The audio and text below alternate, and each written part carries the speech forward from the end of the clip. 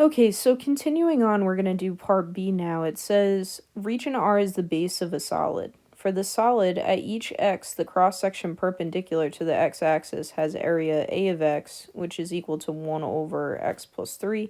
Find the volume of the solid. Okay, so we're talking about cross-sections, and now this is perpendicular to the x-axis, right? So we know that we're going to be looking from left to right, and the bounds are going to be from where it starts to where it ends. So the bounds are going to be from x equals 0 to x equals 2.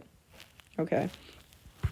And so now this is where I would typically be like, oh, is it a cross-section for a square or a rectangle or a triangle? Because then I would need to be like, all right, well, I need to figure out the side length for the triangle or the side length for the square, so I can then find the area of each square and find the integral, right?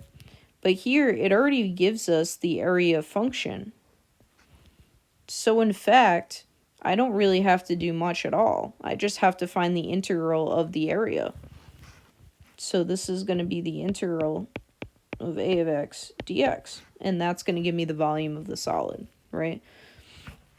So this will be from 0 to 2 of 1 over x plus 3 dx. Okay.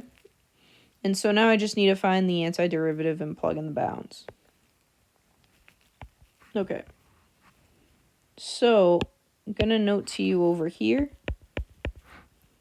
that the integral of 1 over x plus 3 dx does technically require u sub. Okay, but the more practice you get with this, you'll see on the FRQs that the u subs really aren't that bad.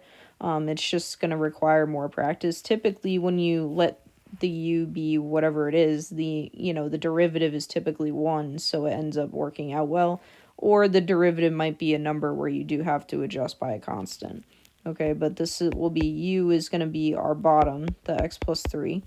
So like I showed you, du dx, the derivative of x plus 3 is just 1. So du is in fact dx.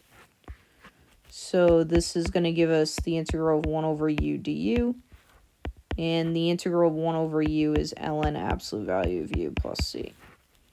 So this is the ln of absolute value of x plus 3. Okay. So this gives us ln absolute value of x plus 3. And then from 0 to 2 is our bounds. So this would give us ln absolute value of 2 plus 3 minus ln absolute value of 0 plus 3. Oops. Or ln of 5 minus ln of 3. Right, because the absolute value of 5 is 5 and the absolute value of 3 is 3. Okay, so again, I would leave it here, leave here. Okay, because just in case you tell me 2 plus 5 is 6 and not 5, you would lose a point there, right? So any arithmetic, meaning addition, subtraction, multiplication, division, squaring a number, anything that you could put into a scientific calculator, not necessarily a TI-84, but something you could put into your iPhone, you can leave it in that form. Okay. All right.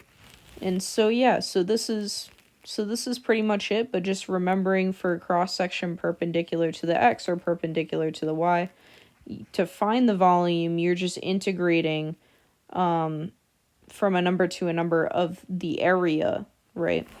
And so this one, it already gave you the area, so that's why, you didn't have to actually find the area, whereas the other ones, you had to do the integral of, like, the side length squared, because side squared is the area of a square, or length times width, because that's the area formula for a rectangle.